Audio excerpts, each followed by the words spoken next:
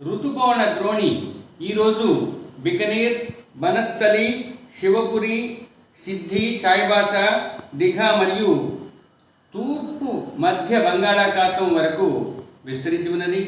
మరియు ఒక ఉపరితల ద్రోణి ఆగ్నేయ రాజస్థాన్ నుంచి వాయువ్య బంగాళాఖాతం వరకు మరియు మధ్యప్రదేశ్లోని మధ్య ప్రాంతాల మీదుగా, ఉత్తర ఛత్తీస్గఢ్ మీదుగా, సౌత్ జార్ఖండ్ పరిసర ప్రాంతాల్లో ఉన్న ఉపరితల ఆవర్తనం మీదుగా మరియు గాంగేయ పశ్చిమ 0.9 నుంచి 5.8 కిలోమీటర్ల ఎత్తు వరకు విస్తరించి ఉన్నది. ఇది కూడా దక్షిణం వైపుకు వంగి ఉన్నది.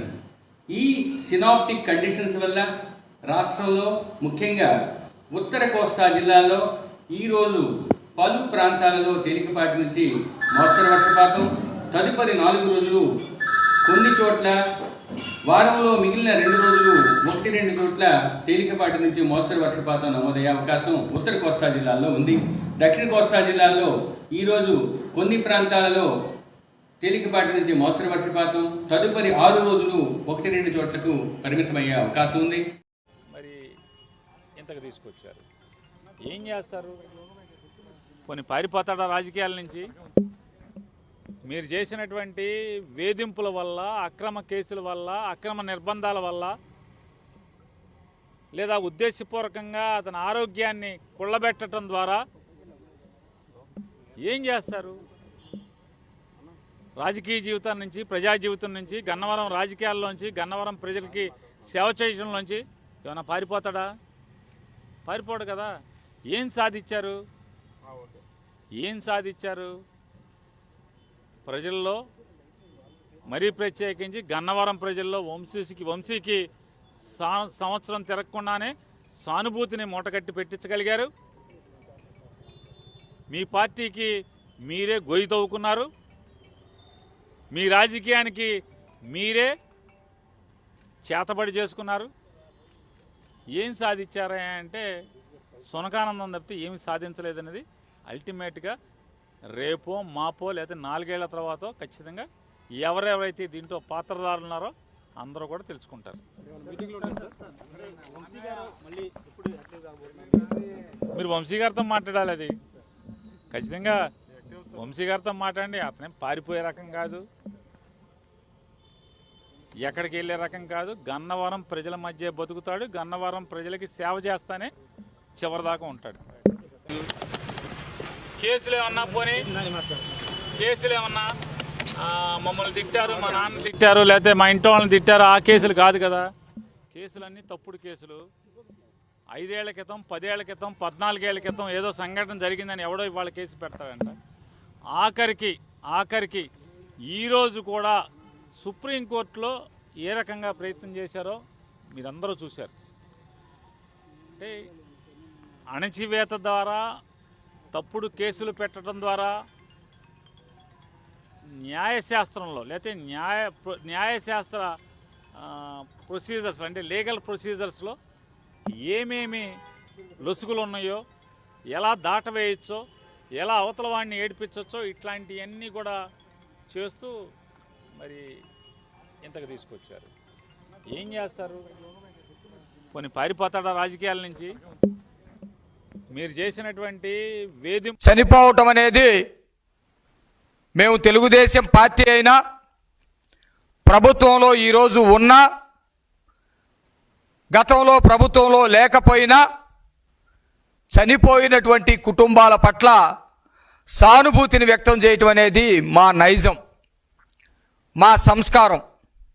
అందుకనే సింగయ్య మృతి సంఘటన ఏదైతే జరిగిందో, జరిగిన వెంటనే పార్టీలతోటి సంబంధం లేకుండా స్పందించి అతని కుటుంబానికి న్యాయం జరగాలని ప్రయత్నం చేసింది తెలుగుదేశం పార్టీ నాయకులు.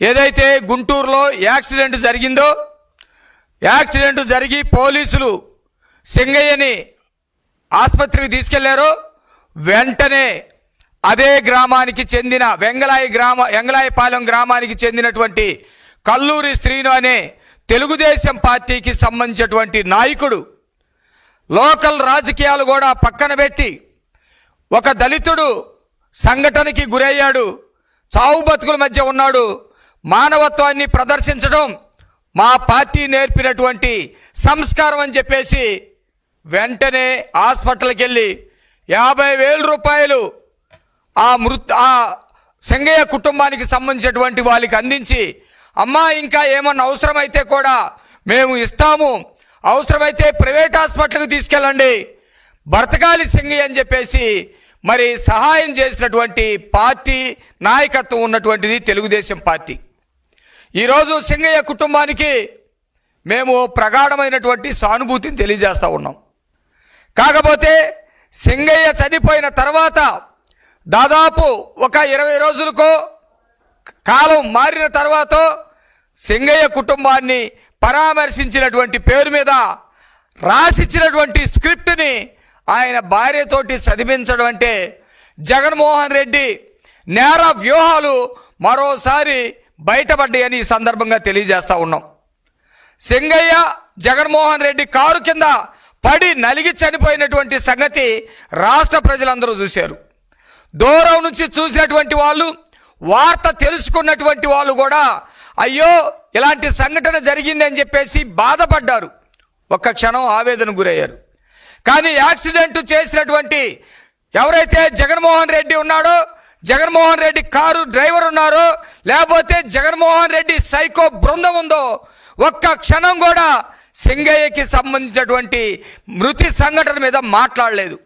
మాట్లాడకపోగా కారు కింద పడినటువంటి సింగయ్యని తీసి ముళ్ళ కంచెలో ఇసిరేసినటువంటి పరిస్థితి రాష్ట్ర ప్రజలందరూ కూడా చూశారు. జగన్ వైద్య విద్య అందుబాటులోకి రాకపోవడం వల్ల, చాలినన్ని ప్రభుత్వ వైద్య కళాశాలలు ఈ రాష్ట్రంలో లేకపోవడం వల్ల, మరి ఇక్కడ ఉన్నటువంటి ప్రైవేట్ మెడికల్ కాలేజీల్లో మెడికల్ ఎడ్యుకేషన్ అనేది చాలా కాస్ట్లీ అయిపోవడం వల్ల, please mark my word, in private medical colleges in Andhra Pradesh, medical education so costly, majority of the people cannot afford it. అందుకని కొంత బడ్జెట్లో తేలుతుందని విదేశాలకు వెళ్ళి ఎంబీబీఎస్ చదవటం అనేది అది కొన్ని దశాబ్దాలుగా జరుగుతున్నటువంటి ప్రాక్టీస్. కొంతమంది ఫిలిప్పీన్స్ వెళ్తున్నారు, 1 or 2 చైనీస్ యూనివర్సిటీస్కి వెళ్తూ ఉన్నారు, ఉక్రెయిన్ వెళ్ళే వాళ్ళు, కిర్గిస్థాన్ వెళ్తున్నారు, కొంతమంది ఇలాగా రకరకాలుగా రష్యా వెళ్తున్నారు, కొంతమంది ఇలా రకరకాల ఫారెన్ మెడికల్ యూనివర్సిటీల్లో ఎంబీబీఎస్ చదివి 5-5.5 సంవత్సరాలు ఇక్కడ కంప్లీట్ చేసి మళ్ళీ వాళ్ళంతా ఇక్కడికి వచ్చిన తర్వాత ఫారెన్ మెడికల్ గ్రాడ్యుయేట్ ఎగ్జామ్ అని ఉంటుంది, FMGE. Foreign medical graduate exam pass అయితేనే ఇక్కడ రిజిస్ట్రేషన్కి అవకాశం ఉంటుంది. FMGE ఎగ్జామ్ రాసి పాస్ అయ్యి, జనరల్గా మన దగ్గర ఉన్నటువంటి నార్మ్ ఏంటంటే FMGE అయిన తర్వాత ఒక 1 year మళ్ళీ ఇక్కడ ఇంటర్న్షిప్ చేయాలి. జనరల్గా ఈ ఫారెన్ మెడికల్ గ్రాడ్యుయేట్స్ అందరూ అక్కడ ఉన్నటువంటి 5 years 5.5 years కోర్సులో అక్కడ ఇంటర్న్షిప్ చేస్తారు. ఇన్స్పైట్ ఆఫ్ దట్ మనం ఇక్కడ రిజిస్ట్రేషన్ చేసుకోవడానికి, ప్రాక్టీస్కి ఎలవెన్స్ ఇవ్వడానికి ఒక NMC కొత్తగా రూల్ పెట్టింది, foreign medical graduate exam clear చేయాలి అని. చేసిన తర్వాత మళ్ళీ ఒక 1 year ఇంటర్న్షిప్ చేయమంటున్నాం. ఇక్కడ 1 year ఇంటర్న్షిప్ చేసిన తర్వాత పర్మనెంట్ రిజిస్ట్రేషన్ చేస్తాం. పర్మనెంట్ రిజిస్ట్రేషన్ అయితేనే they are eligible for practice, లేదంటే ఏదైనా గవర్నమెంట్ సర్వీస్లో జాయిన్ అవ్వాలన్నా, post graduate medical entrance NEET PG entrance రాయాలన్నా, వీటన్నిటికీ కూడా పర్మనెంట్ రిజిస్ట్రేషన్ అవసరం. బట్ ఇప్పుడు ఏం జరిగింది, ఈ అలయన్స్ గవర్నమెంట్ వచ్చిన తర్వాత ఆల్మోస్ట్ మోర్ దాన్ 12 months అవుతుంది. ఈ గ్రాడ్యుయేట్స్ చాలా మంది, సుమారుగా ఒక 1500 మంది పిల్లలు వేరియస్ ఫారెన్ మెడికల్ యూనివర్సిటీస్లో ఎంబీబీఎస్ పూర్తి చేసుకొని ఎఫ్ఎంజీ క్లియర్ అవుట్ చేసుకొని తీసుకునే పరిస్థితి లేదు. గత సంవత్సరం పండించిన చేసిన పల్పు కూడా ఇంకా స్టాక్లు ఉన్నాయి. మరి ఈ సంవత్సరం మళ్ళీ ఫ్రెష్గా ఈ పల్పు చేస్తే మార్కెట్ ఉంటుందో ఉండదో, మళ్ళీ అప్పులు ఎక్కువ అయిపోతాయని వాళ్ళ ఆలోచన. అదే రకంగా రైతులు ఏదో ఒక గిట్టుబాటు ధర అని ఊరికే కాయలు చెట్ల నుంచి కింద రాలిపోయే పరిస్థితి ఏర్పడింది. తీసుకునే పరిస్థితి లేదు. రోడ్ల సైడ్ కూస్తా ఉన్నాం. గతంలో మనం చూసాం టమాటాలంతా కూడా మొన్నటిదాకా టమాటాలంతా కూడా రోడ్ సైడ్ పోస్తా ఉన్నారు. మొన్నటి నుంచి ఈరోజు కొద్దిగా పండించిన పంటకు గిట్టుబాటు ధర వచ్చే విధంగా కొంచెం రేటు పెరిగింది కాబట్టి టమాటా రైతులు ఊపిరి పీల్చుకుంటా ఉన్నారు. కానీ మామిడి పంట రైతులందరూ కూడా ఈ సంవత్సరం నాకు తెలిసి మేము చిన్నప్పటి నుంచి కూడా చూస్తా ఉన్నాం. ఏ సంవత్సరం కూడా ఇంత అధ్వానంగా ఇంత దారుణంగా రైతులు నష్టపోయిన పరిస్థితి లేదు. అందుకని ఈ సందర్భంగా జగన్మోహన్ రెడ్డి గారు ఈ నెల 9వ తేదీ బంగారుపాలెంలో అక్కడ మార్కెట్ యార్డ్ కానీ తర్వాత రైతులంతా కూడా ప్రత్యేకంగా కలవడం కానీ చేయడం జరుగుతుంది. వారు 9వ తేదీ ఈ కార్యక్రమానికి విచ్చేస్తారని చెప్పి మీ ద్వారా ఈ రాష్ట్ర ప్రజలకు తెలియజేస్తా ఉన్నాను.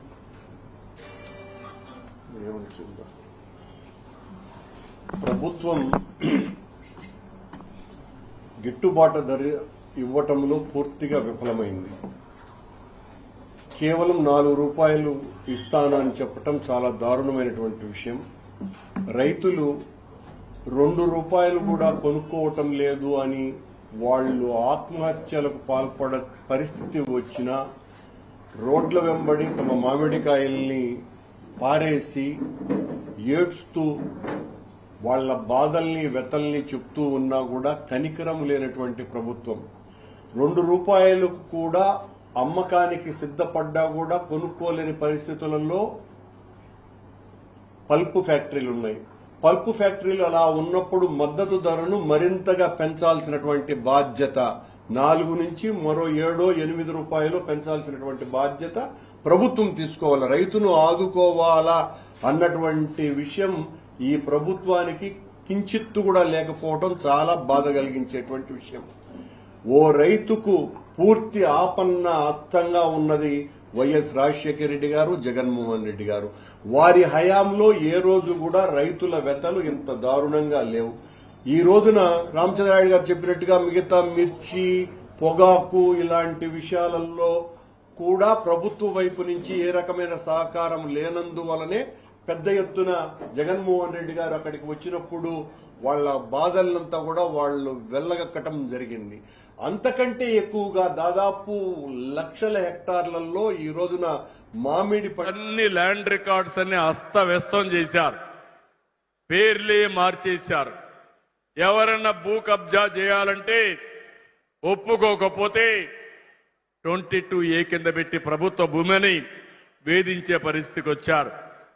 నేను 1 సంవత్సరం టైం తీసుకుని రాష్ట్రం మొత్తం సర్వే కూడా పర్ఫెక్ట్ గా చేసి బ్లాక్ చైన్ టెక్నాలజీ తీసుకొచ్చి భవిష్యత్తులో మీ భూమికి 100% రక్షణ ఇచ్చే బాధ్యత, కాపాడే బాధ్యత మాదని మరొకసారి హామీ ఇస్తున్నాను.